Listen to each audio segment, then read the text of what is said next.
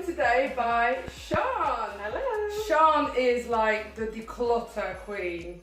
And you were featured on Cheshire Life magazine. What was that like? That was amazing. That was amazing.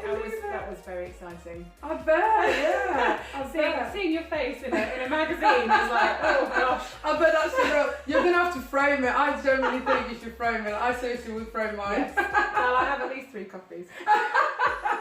Brilliant. So I brought Sian along today because this is part of the expert series that I'm doing. So I'm bringing along experts in their field to talk to me, to you guys, about something that they're passionate about, that they do every single day, but that has a really good synergy with style. And why not talk about decluttering? Because, well, you know, you kind of need to declutter your wardrobe, so it makes sense to kind of bring Sian along as well. So, Sian, tell us exactly what you do. I go into homes and offices and I declutter. I help people declutter their spaces so that it works for them, so that they can work better in their working environment, they can live better, they feel less stressed. And in general, just help them with their daily life, I suppose.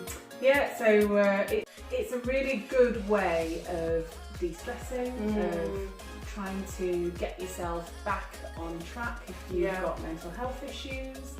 And also in people that don't have mental health issues. It's just an everyday thing that can help out. And I suppose in our homes we do live with a lot of things, don't we? There's so much around us and we collect so much as well. And where does it all end up? Well, that's it. There's unfortunately for us, things are too accessible nowadays. So we buy things because we can, and because we want to, and because it's accessible to us.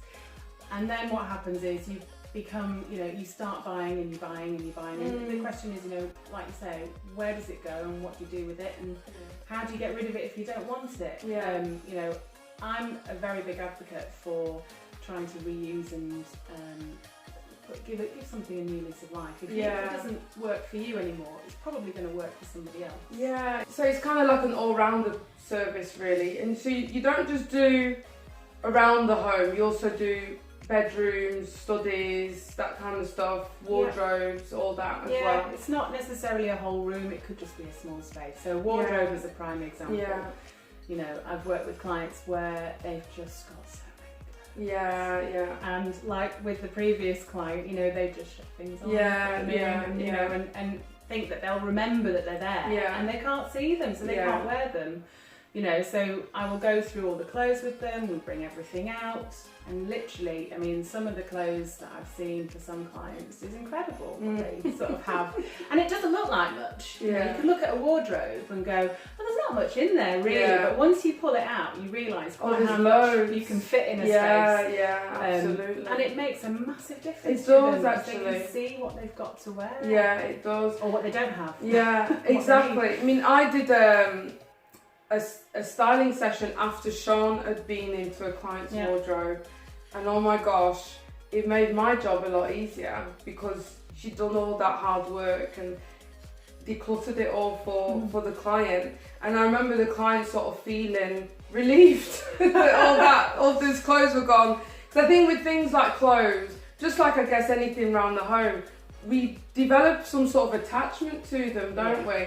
And to do it by yourself, it makes it a lot harder to do by yourself because of that sentimental attachment. I've had clients in the past that have been holding on to a piece of clothing that they're in their late 30s, and they've had items from when they were 16. And the reason that they've been holding on to them is just because, not because they're ever going to wear them ever again, but because it brings back a memory and they love the clothes so much. And I totally get that. There is nothing wrong with keeping individual items of clothing that you've had throughout the years that actually mean a lot to you, and having them and keeping them close. But you don't necessarily need them in your wardrobe. With one client, we picked out 3 particular pieces that were dresses, beautiful dresses, very different in style, all 3, and they were from different parts of her life. Oh wow! And we put them up on her wall as almost like a showpiece, really. To visually see stuff that reminds you of happier memories, good times. and make you feel good. So it's kind of like a boost to have every single day, isn't it? So why not use clothes in that way? If you're not going to wear them, why not use them on display? That makes a lot. Tell us about some top tips then. If somebody at home watching this is thinking, you know what, I need to start getting my declutter game going, what are the 3 top tips for them? The first one, I think, would be work out which is your worst area, which is the area that really has a negative effect for you, and decide on what that is. Then ascertain, you know, the space itself. So is it a large room? Is it a small area, a small space? Is it a cupboard, you know, or a drawer, whatever it is? Find out what it is, and then from that, then if it's something like a drawer, which is small, take some time out, maybe 1 or 2 hours if you need it, but make sure you've got plenty of time to then go through it, and just try and go through it as quickly as you can. Take things out, work out when was the last time I used it, when am I likely to ever use it again, am I just hanging on to it because just for sake of it, you know, I don't want to throw it away because it can be used. And from that you can then just have 3 piles, so you've got your keep, your sell or get rid of, and your bin. And after that hour you'll quite quickly see a change, because you'll be able to ascertain which things you're keeping, and then from that you can then reorder it. And put it back in. If it's a large space, I would say pick on a small part of that large space, because you're not going to be able to do a whole room by yourself in an hour. And it's been realistic, isn't it? Really, you've got to be realistic. You've got to understand that these things take time, and inevitably, this is one to keep in mind. Things always look worse before they look better. You know, you don't forget, you're pulling everything out into a space. You know, it's going to look messy. It's going to look crazy, but you can get through it. It's part of the process. It is part, I guess. It really in that process. So would you recommend people dip in and out of that as well? So if they're doing a section of the room, perhaps leaving it, if it's getting too much, leaving it and then going back to it, or do they kind of put X amount of time on doing that and then that's the end of that piece of work? So this is where it can be better to have somebody else come in and do it with you. Because you can get halfway through the process and then go, oh my gosh, it's way too much. There's so much, oh my gosh, look at the mess. It's horrendous. How am I going to get through this? And that's when you need someone going, it's okay, it's meant to look like this. Just to kind of cheer you on like a cheerleader. Exactly, and that's what you need. You need a cheerleader. And I wouldn't necessarily suggest using a family member. Okay. Because quite often family members have different views, different points of view as to what should stay. So it's not objective. You need somebody objective, impartial. And it can be a friend. You know, if you've got a good friend that you trust, that you know will help you make the right decision, bring them in if they're willing. You know, get them to help you through it. But make sure you're setting aside a really good amount of time to be able to actually go through it, because what you don't want to do is start a job and then leave it halfway through. You need to try and finish it, which is why when it's a larger space, choose a small part of that larger space and just focus on that. Don't focus on anything else.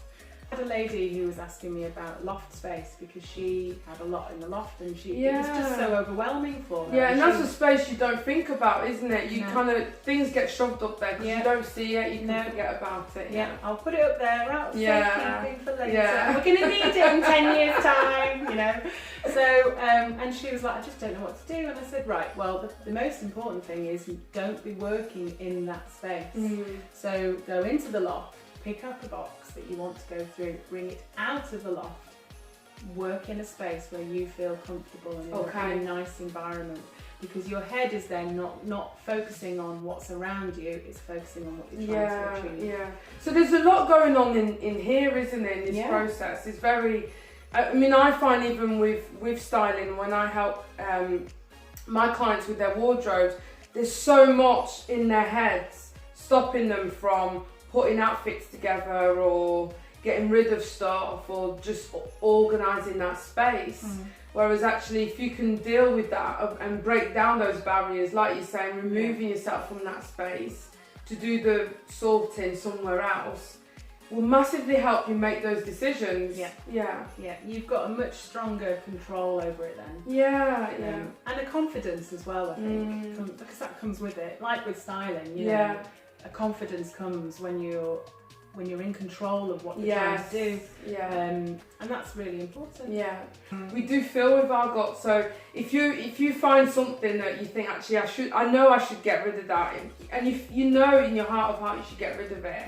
And once you do get rid of it, you feel good about it. That's Absolutely. A good sign as well, isn't it? Yeah, it makes a massive difference. I've had people come, and when I go into a session, you know, client's quite nervous because they're not sure what I'm going to do. You're going to get rid of everything. And I'm going to be like, that's got to go, that's got to go.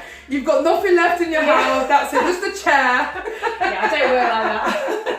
No, everything that goes because the client has decided that's exactly. It's the client's homes, their things. They make that final call. Absolutely. So this client got in touch this weekend, and she had been really, really nervous about her session. She tried to cancel it beforehand because of the fact she was so nervous. And when I got there, she said, you know, really sorry about yesterday. You know, I'm just really worried about what you're going to do. And I was like, don't worry, it's not about me. It's about you. But since then, on the weekend, she messaged and said, thank you so much, because what you did was set me off. And now I feel confident about going through the rest of it. And I've been working through the rest of my house. She's trying to prepare herself to downsize and move. And I'm just so thrilled because it means that actually what I'm doing really does make a difference. Absolutely, It does transform their lives, and your home is a big part of your life, so you do need that to feel good, and you do need to feel kind of empowered in that process as well. So it's been amazing chatting to you, Sian, and I could talk to Sian all day about this stuff. But if anyone wants to get hold of you or want to learn more about this, how can we get in touch with you? Sure. There's Facebook, so I have a Facebook page which is at Home and Office Sorted. There's my website, which is all-sorted.co.uk, or you can email me, which is sian@all-sorted.co.uk. Take care, and hopefully you guys have enjoyed it as well. Take care, guys. Bye. Bye.